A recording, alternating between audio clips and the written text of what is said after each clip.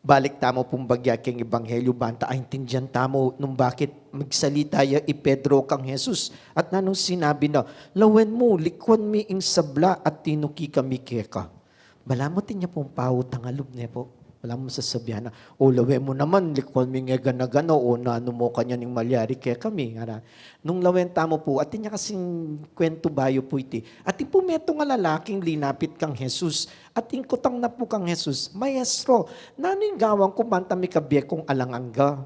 Sabi na pong Jesus, kaya tuparan mo rin ang pulong utos. Telatad na lapuret ang commandments niya na mo. Kaya sabi na nining lalaki, kaya, Ginoo nga na, anyang anak ko, pagkagawang kuno din. Ikilinawin ng marat ng Jesus, impong lalaki, tikit napin naman ining kayang gawa ng itim. Tiniman niya po Jesus nga na ng ebanghelyo ni. Pero ating pameto nga kulang keka nga na po. Kaya sabi na po nining lalaki, nano pa yung kulang ka na ako, Ginoo nga na po. Pisali mo, impibandyan mo, at bemo ka rin pakakalulu. Sabi na po ng gospel, meko yung makaduko. Ating kadugnong na, kasi naatabiliin kayang pibandyan. Nga na po. Tiglong na pang Jesus, bayo po yung gospel iti. Mayan pa para keng kamelyo, ing lungubya keng busbus ning karayom, kesa kem meto nga mabandi, na lungub king kayaryanan ng Diyos. At kitang napuring alagad, o nino pa ing miligtas. Nga rapong sasabi, retang nino man ing tutukiking kaburyanan ng Diyos, ilang miligtas, itan lakwanding eganagana para kin Diyos. Napin po ining entrada ng Pedro. Nung pansin tamo, kimpanaw na itang ganang migsalitang Pedro, lawan mo, likwan mi ing sabla at tinuki kami keka. Peki batanya pong Jesus, balo ko naman ito.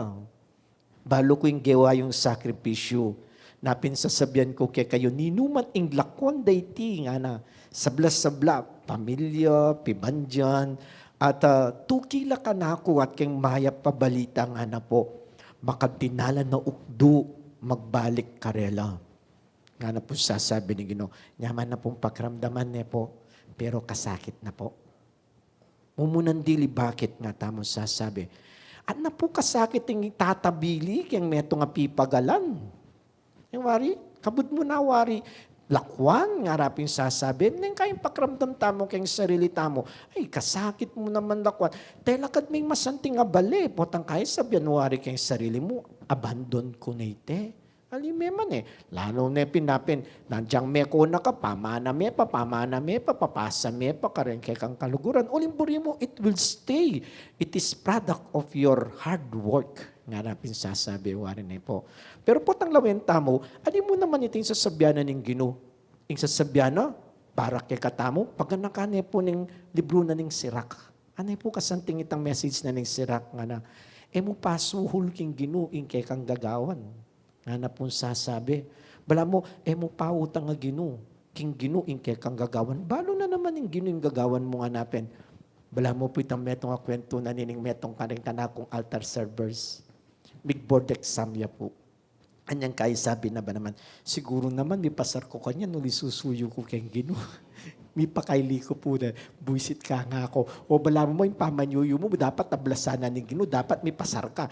Tanongin ako, may garan, mag-expect ka may pasar ka. Nga ko po kaya, po. Tabala mo, we feel, makanite po yung panamdaman tamo. With my sacrifice, O Lord, sana naman Ginoo nga na nanumaning kapag nasandatang nga na po. Kasanting na po ng paganakan ng first reading kay katamo, nung makananong kang migpigkalaman ning kakatas-katasan, makanya naman malam alub munyeking sablamong kagiwan. Nung pakananong nakampigkalaman ning kakatas-katasan, makanyang kamaging malam alub, to be humble. Nga na po sasabi, karen gifts you have received from the Lord, for the hard work you have done in your life.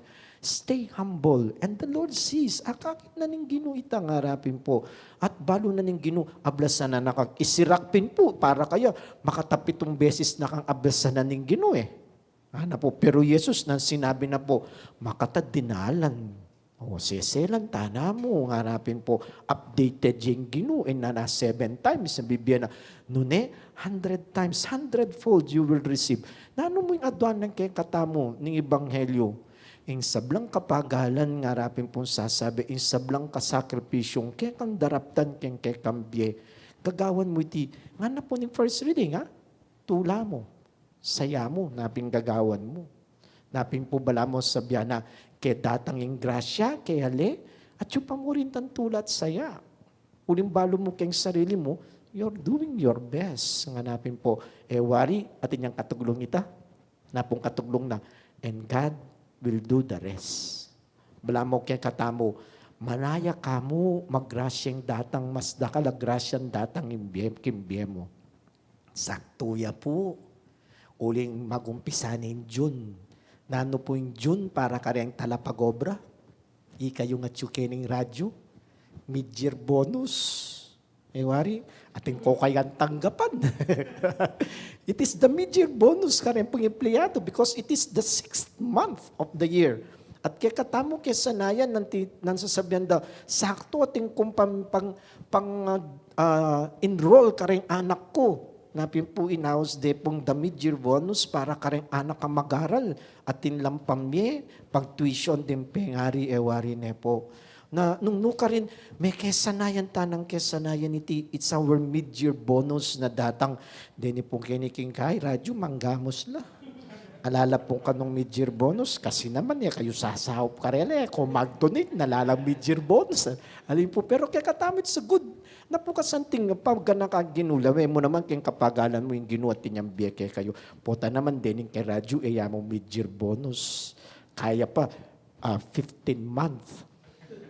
Karakala na po, uling balo ko, yung mid-year bonus is the 13th month. At itang Christmas bonus, ang pupitang bonus kayong Christmas is the 14th month. Maninaila pong pang 15th night, mamaya kayo pandonasyon. Bata, may ka 15 lang.